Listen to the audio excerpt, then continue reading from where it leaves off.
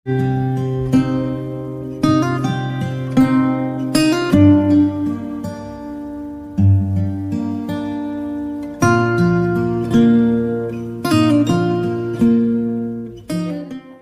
पहले वीडियो में हमने ये वाला पाठ पढ़ा था, दादी की घड़ी। आज हम लोग इसके अभ्यास पढ़ेंगे। तो सबसे पहले इसमें है आपके शब्दार्थ। पहला शब्द है आपका लाडला। लाडला का मतलब होता है प्यारा। लाडला का मतलब होता है प्यारा। सेकंड शब्द है मुसीबत।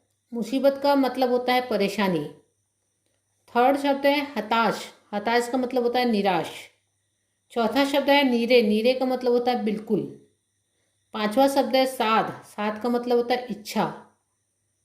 अगला शब्द है सुर में सुर मिलाना। कौन सा शब्द है ये? सुर में सुर मिलाना, मतलब एक जैसा बोलना। और अगला शब्द है इसका चौतरफा। चौतरफा का मतलब होता है चारों ओर से। चौतरफा का मतलब होता है चारों ओर से। क्लियर? यहाँ तक सबको समझ में आया? ये शब्दार्थ आप लोगों को कॉपी में नोट डाउन करना है और इसको याद करना है। अगला अभ्यास है, इसका पहला क्वेश्चन है निम्नलिखित प्रश्नों के उत्तर लिखिए। क्या लिखा है? निम्नलिखित प्रश्नों के उत्तर लिखिए, मतलब अपने को प्रश्नोत्तर सॉल्व करना है। पहला प्रश्न है इसका, दीपू को दीदी और भैया की तरह कौन कौन सी सुविधाएं नहीं मिल पाती थी। अब यहाँ पर इसका आंसर मैंने लिखी हूँ। दीपू को दीदी और भैया की अपेक्षा कई प्रकार की सुविधाओं से वंचित रहना पड़ता था। क्या लिखी हूँ मैंने? दीपू को दीदी और भैया की अपेक्षा कई प्रकार की सुविधाओं से वंचित रहना पड़ता था। उसके पास न तो पढ़ने के लिए टेबल था और न ही सुबह उठने के लिए अलार्म घड़ी। मतलब इसका मतलब ये है कि दीपू के पास, भैया और दीदी के पास तो बहुत सारी सुविधाएं थी। उनके पास पढ़ने के लिए टेबल था, उनको सुबह उठने के लिए अलार्म क्लॉक थी, लेकिन दीपू के पास वो चीज़ नहीं थी। तो ये आपका पहले प्रश्न का उत्तर हुआ। सेकंड क्वेश्चन है इसका, बिना अलार्म घड़ी के दादी सुबह कैसे उठ जाती थी। आपसे क्वेश्चन किया गया है कि दादी बिना अलार्म घड़ी के कैसे सुबह उठ जाती थी। इसका उत्तर है, दादी सुबह जल्दी उठने के लिए रात को सोते समय अपने सिराने रखी तकिया से सुबह उठने का समय कहकर सोती थी। जैसा कि उनकी दादी ने बताई थी कि मैं अपने सिराने रखी हुई तकिया से बोल करके सोती हूँ कि मुझे सुबह उठा देना, तो मैं सुबह उठ जाती थी। तो वही आपका आंसर लिखाया गया है, दादी सुबह जल्दी उठने के लिए रात को सोते समय अपने सिराने रखी तकिया से सुबह उठने का समय कहकर सोती थी। थर्ड क्वेश्चन है, पिकनिक पर जाने के लिए दीपू समय पर कैसे जाग गया। आपको मालूम है कि पिकनिक पर जब जा रहा था दीपू, तो उसने अपने तकिया से बोल करके सुबह उठने कहा था। तो यही इसका आंसर होगा। पिकनिक पर जाने वाले दिन से पूर्व रात को दीपू अपने तकिए से उसे सुबह 5 बजे जगा देने की बात कहकर सोया। क्या लिखा है मैंने? पिकनिक पर जाने वाले दिन से पूर्व रात को दीपू अपने तकिया से उसे सुबह 5 बजे जगा देने की बात कहकर सोया और अगले दिन ठीक 5 बजे उसकी आंखें अपने आप खुल गई। यानी उसने अपने तकिया से 5 बजे सुबह उठने बोला था और सुबह 5 बजे वो उसकी आंखें अपने आप खुल गई। ठीक है। अगला क्वेश्चन है, दादी ने अनोखी घड़ी का क्या राज बताया। दादी ने उनको अनोखी घड़ी का क्या राज बताया? तो दादी ने अनोखी घड़ी का राज बताते हुए दीपू से कहा, भला तकिया भी कहीं बोलती है। दादी ने क्या बोला? भला तकिया भी कहीं बोलती है। असली अलार्म तो हमारे दिल में होता है। असली अलार्म कहाँ होता है? असली अलार्म तो हमारे दिल में होता है। जब हमें जगना होता है तो हमें वह उठा देता है। ठीक है, समझ में आया क्वेश्चन आंसर? दादी ने आपसे क्वेश्चन पूछा है, दादी ने अनोखी घड़ी का क्या राज बताया। तो दादी ने अनोखी घड़ी का राज बताते हुए दीपू से कहा, भला तकिया भी कहीं बोलती है। असली अलार्म तो हमारे दिल में होता है।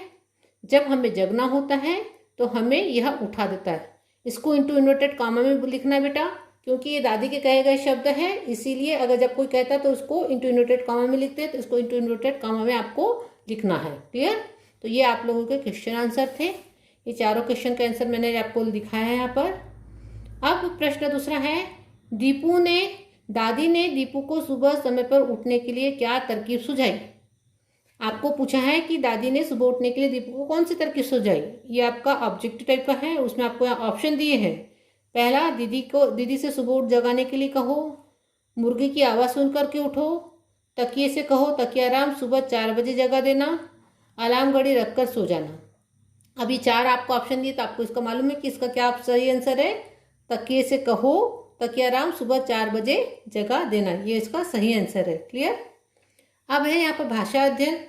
निम्नलिखित शब्दों का शुद्ध उच्चारण कीजिए और लिखिए। यहाँ पर ये जो कठिन वर्ड्स होते हैं जिसमें आधे शब्द लिख करके पूरा वाक्य पूरा शब्द बनता है, तो ये यहाँ पर आपको बार बार ये जो आपके लेसन में आए हैं उसके बारे में बताया है। पहला शब्द है ईर्ष्या, क्या पढ़ते हैं इसको, ईर्ष्या। सेकंड शब्द है खुटी, कौन सा शब्द है, खुटी। थर्ड शब्द है चिट्ठियाँ, कौन सा शब्द है ये, चिट्ठियाँ। अगला शब्द है ताज्जुब, कौन सा शब्द है, ताज्जुब। अगला शब्द है इंस्पेक्टर, कौन सा शब्द है, इंस्पेक्टर। अगला शब्द है अलार्म, कौन सा शब्द पढ़ते हैं इसको, अलार्म। फिर अगला शब्द है चिरौरी, कौन सा शब्द है ये, चिरौरी। फिर अगला शब्द है कार्तिक, कौन सा शब्द है ये, कार्तिक। फिर अगला शब्द है नुस्खा, कौन सा शब्द है ये, नुस्खा। और लास्ट शब्द है ट्रंक। आपको इसको जोर जोर से पढ़ना है, यानी आपको ये शब्द पढ़ते आना चाहिए, गलत इसका उच्चारण नहीं होना चाहिए। प्रश्न दूसरा है, निम्नलिखित वाक्यों में से मुहावरे छांट करके लिखिए। ये वाक्य आपके पाठ के ही है, आपको इसमें से कौन सा मुहावरा है उसको छांट करके लिखना है। पहला है, दीपू को हर तरह से बेगार ढोनी पड़ती थी। हर तरह से बेगार ढोनी पड़ती थी। यहाँ पर जो बेगार ढोनी पड़ती है तो ये है एक मुहावरा है, बेगार ढोना। कौन सा मुहावरा है, बेगार ढोना। आपको यहाँ पर इसको डैश करके बेगार ढोना मुहावरा लिखना है। क्लियर।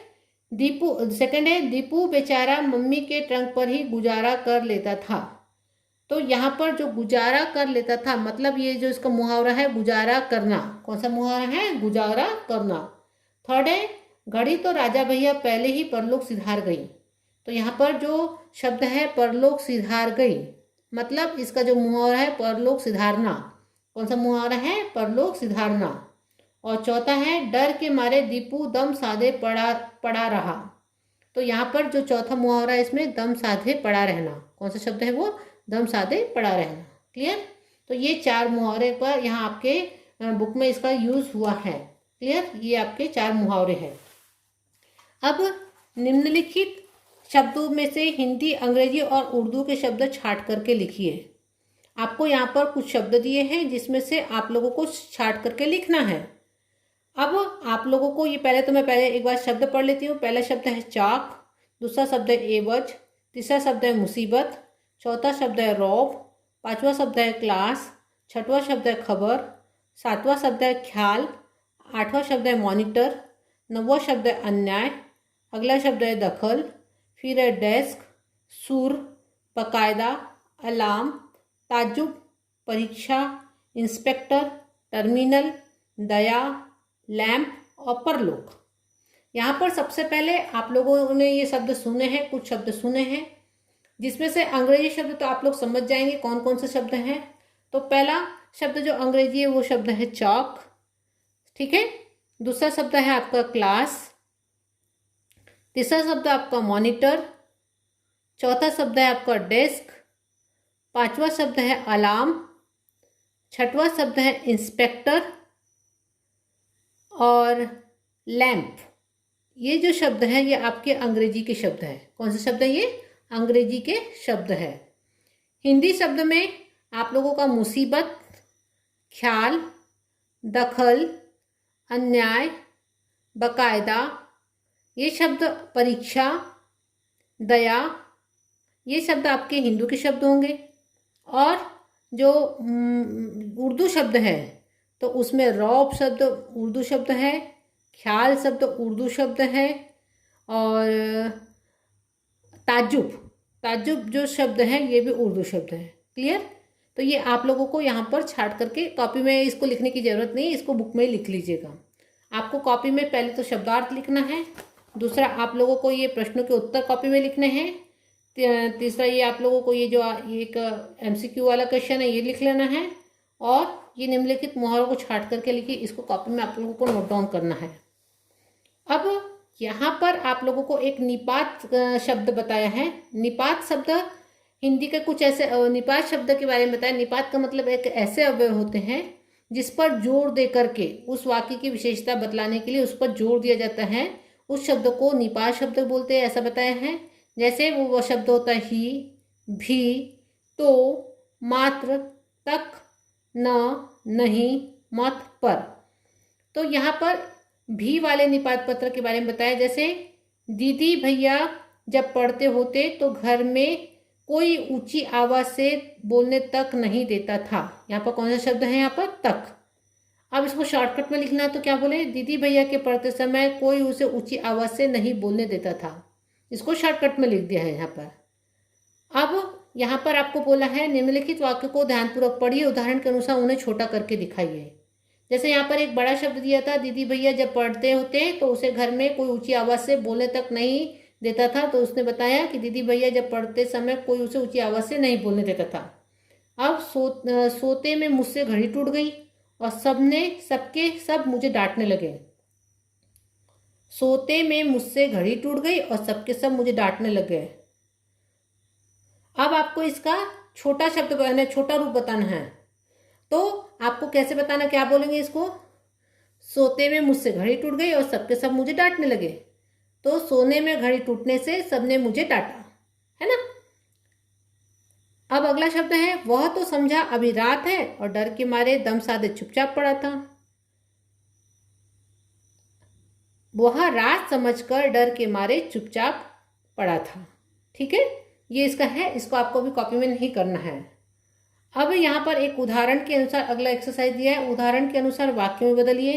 पता है हम लोग साची जाएंगे, इसको उसने चेंज करके बोला है, यानी इसका दूसरा वाक्य बताया उसने, न जाने हम कब साची जाएंगे। यहाँ पर पहले उसने बताया था, एक वाक्य दिया था, पता है हम लोग साची जाएंगे, उसको उसने दूसरे वाक्य में बदल के बताया, न जाने हम कब साची जाएंगे। अब यहाँ पर आपको कुछ क्वेश्चन दिए हैं। जैसे पता है पता है कल हमने मलाई खाई थी। तो न जाने हमने कब मलाई खाई थी। न जाने हमने कब मलाई खाई थी। पता है कल आसमान में गुब्बारे उड़े थे। न जाने कब आसमान में गुब्बारे उड़े थे। पता है तकिया मुझे जगाएगा। न जाने तकिया मुझे कब जगाएगा। पता है मम्मी पापा मुझे समझ पाएंगे। न जाने मम्मी पापा मुझे कब समझ पाएंगे। ये भी काम आपको अभी कॉपी में नहीं करना है, ठीक है। अब उसके बाद निम्नलिखित वाक्यों में शब्दों का सही क्रम में लिखिए। मतलब यहाँ पर वाक्य अलग अलग इधर उधर है, इसको सही क्रम में एक सही वाक्य बनाना है। अपनी भी मॉनिटर का कक्षा दीपू। क्या होगा इसका वाक्य, क्या बनेगा बेटा? दीपू भी अपनी कक्षा का मॉनिटर है, और पूर्ण विराम लगाना पड़ेगा। क्या लिखेंगे इसको? दीपू भी अपनी कक्षा का मॉनिटर है। ये इसका सही क्रम होगा। समझ में आ गया सबको? अगला है, गई सिधार घड़ी राजा परलोक भैया। गई सिधार घड़ी राजा परलोक भैया। मतलब आपको अब इसको सही क्रम में लगाना है। तो क्या होगा? क्या है इसका? एक वाक्य था ना, आपका एक वाक्य था ना कि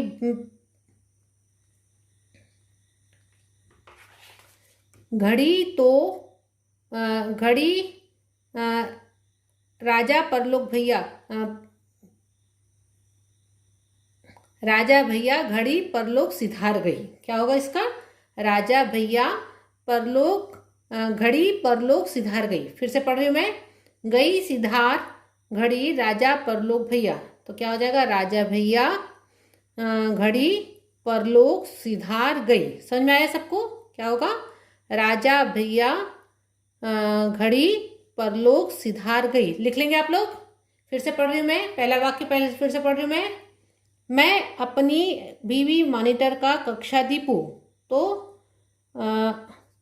दीपू अपनी कक्षा का मॉनिटर भी है। हो गया इसका? गई सिधार घड़ी राजा परलोक भैया। राजा भैया घड़ी परलोक सिधार गई, पूर्ण विराम आएगा। फिर टाइम पास था अलार्म ही एक घर में। टाइम पीस था अलार्म ही एक घर में। घर में एक ही अलार्म टाइम पीस था। क्या होगा?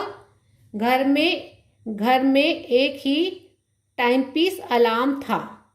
ठीक है, घर में एक ही अलार्म टाइम पीस था, हो गया। अगला है अलार्म तो दिल है होता असली में हमारे।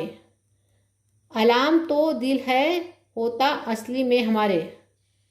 अब क्या होगा, हमारे दिल में हमारे अलार्म तो दिल होता असली हमारे, तो क्या होगा इसका आंसर,